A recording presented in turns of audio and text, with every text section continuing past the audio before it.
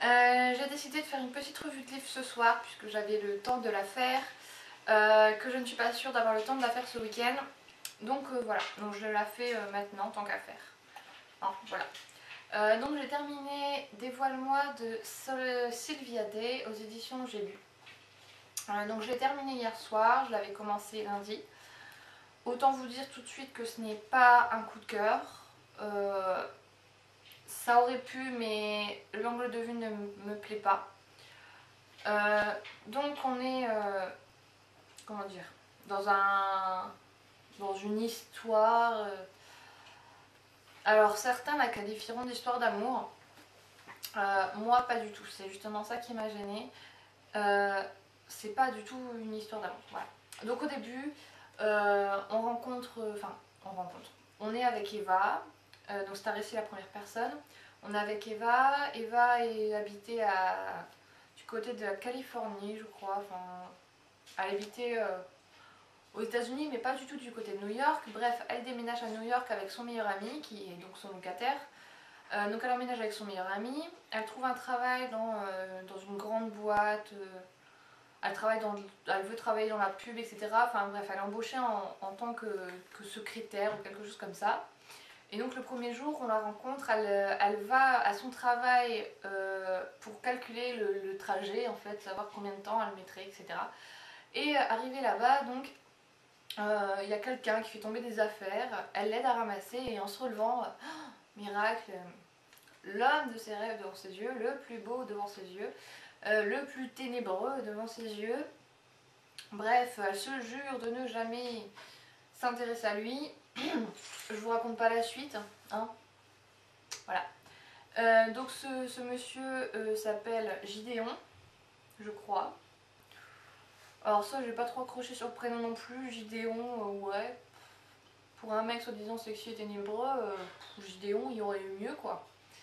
Alors, il y a un moment qui ne m'a pas plu. Alors, je n'ai pas lu 50 Shades, mais il me semble, corrigez-moi si je me trompe, la fille dans 50 Shades, il me semble que c'est Anna, et que quand elle rentre dans le bureau du gars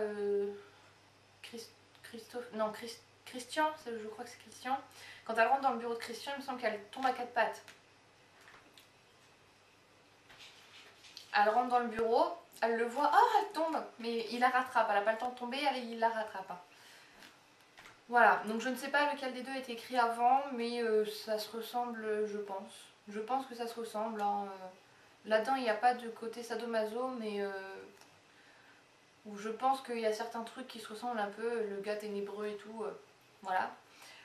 Pourquoi on parle pas d'ici d'une histoire d'amour? Parce que tout simplement, il n'y a pas d'amour. Moi, je suis désolée, j'appelle pas ça d'amour, j'appelle ça une histoire de fesses, tout simplement. Madame est en colère, bah viens, on va dans la limousine et puis voilà, on se fait notre affaire et on ressort après. D'accord, donc il y a un problème, on n'en parle pas, non, on couche ensemble et puis tout s'arrange comme ça. Ok, c'est bon, c'est arrangé. Bah ouais, non, moi j'accroche pas quoi. Donc certains la qualifieront sûrement d'histoire d'amour, moi pas du tout. C'est pour ça que ça s'éloigne vraiment du coup de cœur. Je mets la note de 6. L'écriture de l'auteur, elle est pas terrible quoi. C'est pas sensationnel. À la limite, ce que j'aurais préféré, alors donc je vous ai dit au début qu'elle emménageait avec son meilleur ami s'appelle Carrie et il est bisexuel. À la limite, j'aurais préféré qu'elle nous raconte l'histoire de Carrie parce que c'est le genre de mec qui a vécu des trucs assez atroces, même si on sait pas exactement quoi, qui a vécu des trucs assez atroces durant sa jeunesse, qui est aujourd'hui bisexuel, qui est un peu déjanté. Moi, à la limite, j'aurais préféré suivre son histoire à lui plutôt que l'histoire d'Eva. Donc Eva, oui, elle a vécu quelque chose de dur dans son enfance. Apparemment, Gideon aussi. Il a vécu quelque chose de dur, on sait pas quoi. Et enfin, la fin, pour moi, c'est pas une fin, quoi. J'ai pas compris la fin.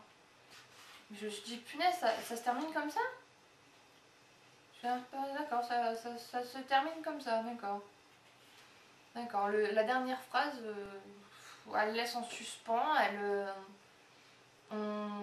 ouais, je sais pas, moi, il n'y a rien qui se finit dans cette histoire. Donc le tome 2 sort au printemps, je crois, oui, au printemps. Donc le tome 2 ressemblera à ça.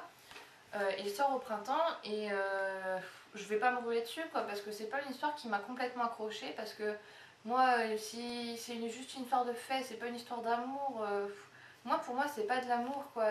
En plus ça va super vite, enfin moi j'ai pas trop compris parce que à le rencontre, à le travail machin, et ça va super vite quoi. Ouais, je sais pas, c'est une attirance sexuelle, oui, une attirance de romantisme, pas du tout quoi. Et j'ai vraiment eu du mal avec ça, je me répète beaucoup, mais j'ai vraiment eu du mal avec ça. Donc voilà, donc pour moi ce n'est pas un coup de cœur, ça s'en éloigne beaucoup puisque c'est la note de 6, donc voilà. Donc c'est tout pour cette revue de livre, donc vu que j'ai terminé ça, je vais reprendre Zazie dans le métro pour le terminer. Je vous avais montré La nausée de Jean-Paul Sartre lundi. Je crois que je vais arrêter parce que c'est pas du tout pour moi les philosophiques, c'est vraiment pas mon truc. Je vous rappelle que depuis hier, j'ai lancé pour la toute première fois le nouveau rendez-vous que j'ai intitulé Raconte-moi. Je rappelle le concept, j'ai mis une citation, je vous ai rappelé le concept en dessous, et à vous de commenter avec vos propres citations que vous aimez, une citation, des paroles de chansons, je sais pas, des trucs de philosophes, ou je sais pas, des trucs que vous aimez bien. Vous votez pour la citation que vous préférez sur le statut et vous mettez j'aime quoi. Et ce qui a le plus de j'aime serait élu citation de la semaine jusqu'à jeudi prochain. Donc j'ai lancé hier, vous pouvez participer jusqu'à jusqu'à aujourd'hui minuit et vous pouvez voter jusqu'à demain, donc samedi minuit. Voilà, donc je ferai ça tous les jeudis, donc n'oubliez pas, et si vous l'avez loupé cette fois-ci, essayez de le faire la semaine prochaine. Voilà, donc je vous fais plein de bisous, je vous souhaite un bon week-end parce que je ne sais pas si je referai de vidéos ce week-end. Et voilà, donc je vous fais un gros bisou et puis à bientôt.